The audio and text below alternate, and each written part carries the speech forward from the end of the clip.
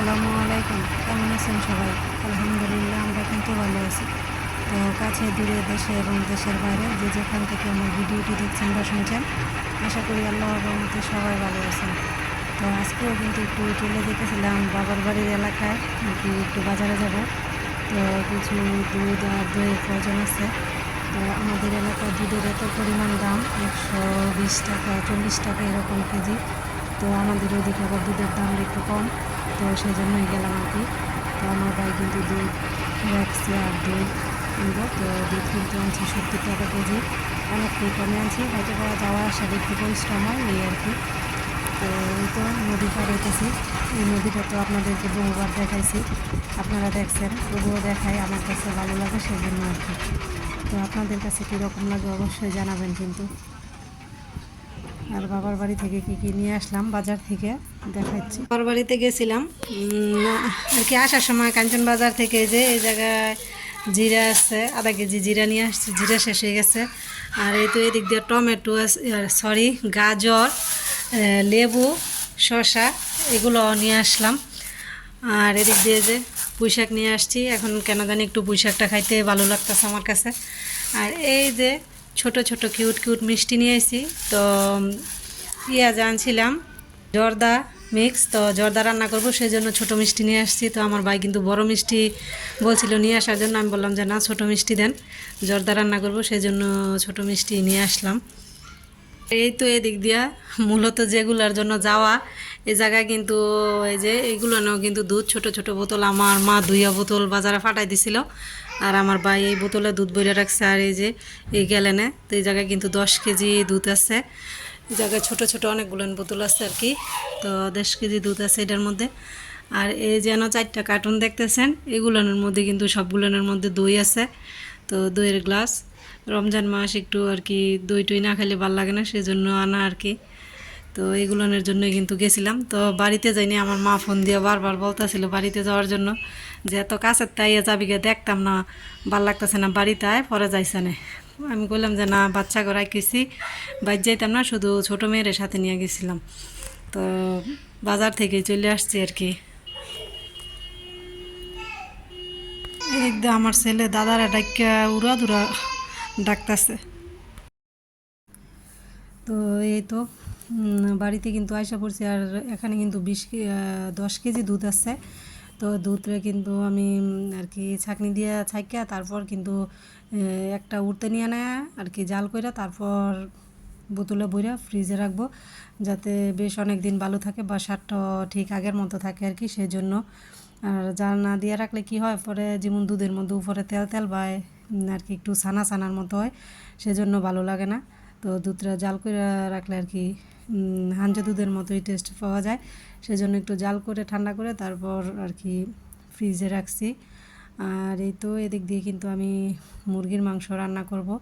তো যারা যারা আমার ভিডিওটি দেখা শুরু করেছেন, প্লিজ একটি লাইক দিয়ে দিবেন। আপনার একটি লাইক কিন্তু আমার কাছে খুবই মূল্যবান। আপনার মতো আরও অনেকের কাছে আমার ভিডিওটি পৌঁছে দিতে সাহায্য করবে। আপনার যদি লাইফস্টাইল ব্লগ ভালোবাসেন, চাইলে কিন্তু আমার চ্যানেলটি ভিজিট করে দেখতে পারেন। কথাবার্তা কাজকর্মে কোনো কিছুতে যদি আপনার একটু হলেও ভালো লেগে যায়, প্লিজ লাইক দিয়ে চ্যানেলটা সাবস্ক্রাইব করে আমার পাশে থেকে যাবেন।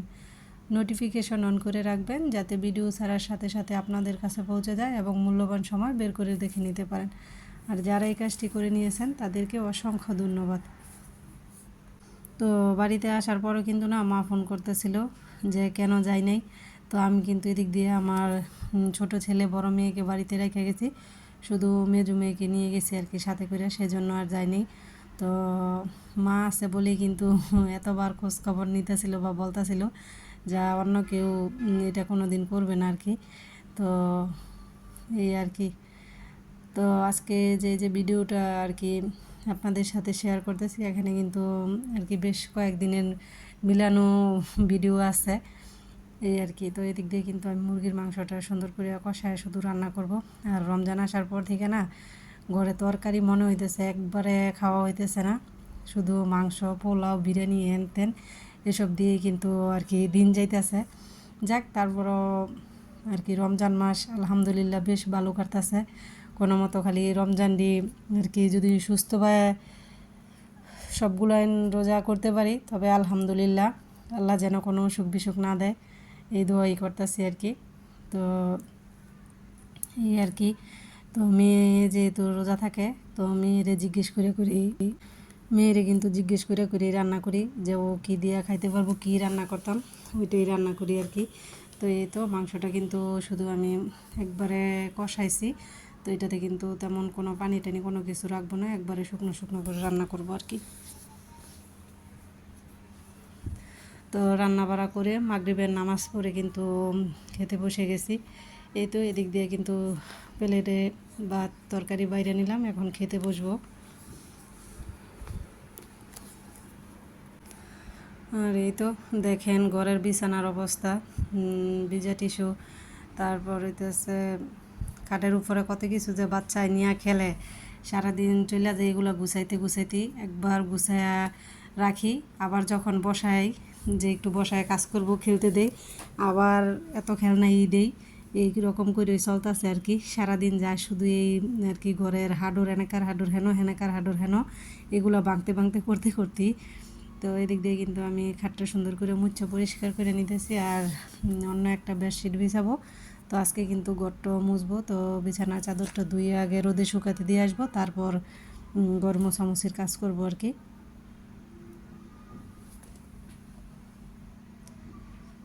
তো ঘরের খাটে যখন একটা অন্য চাদর বিছাই, কী যে একটা শান্তি লাগে, চোখের ভালো লাগা কাজ করে, কি আর বলবো। এটা মনে হয় যে আমি অনেক ভিডিওতেই বলি, এটা মনে হয় যে সব মেয়েদেরই এরকম, যখন ঘরটা গুছায় পরিপাটি থাকে তখন খুবই ভালো লাগে, মনের একটা শান্তি, চোখের একটা শান্তি আর কি।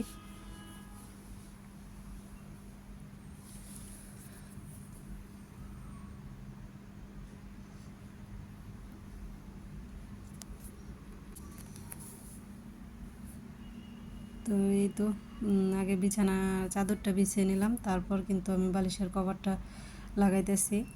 তো এই তো বিছানো গুছানো কিন্তু আমার কমপ্লিট।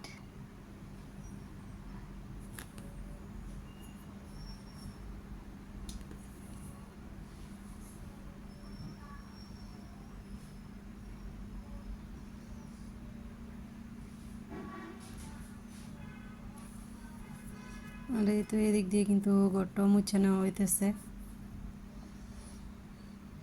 তো রমজান মাসে না রোজা থেকে মোছামাছির কাজগুলো করতে কিন্তু বেশ কষ্ট হয়।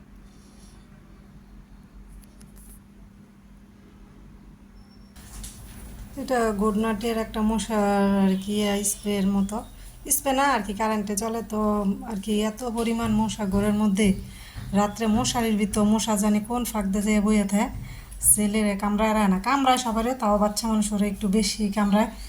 তো কি আব্বু তুমি ধরতে চাইতেছ? তো এর আগেও কিন্তু আমার এটা একটা ছিল, যখন আমি ঘরের একটু রং টঙের কাজ করেছিলাম, তখন কোথায় যে রাখছিলাম আর খুঁজেই পাইনি। তো আজকে মেয়ে আবার প্রাইভেট পড়ে আসার সময় নিয়ে আসছিল আর কি। তো এগুলো কিন্তু ভালোই, কারেন্টে দিয়ে চালানোর জন্য যে পরিমাণ মশা। তো এটার দাম কিন্তু নিচে 180 টাকা, আর শুধু এই যে নিচের যে পানির এটা আছে, এটা শুধু আনলে নাকি 130 টাকা লাগবো, আর পুরোটা নিচে 180 টাকা।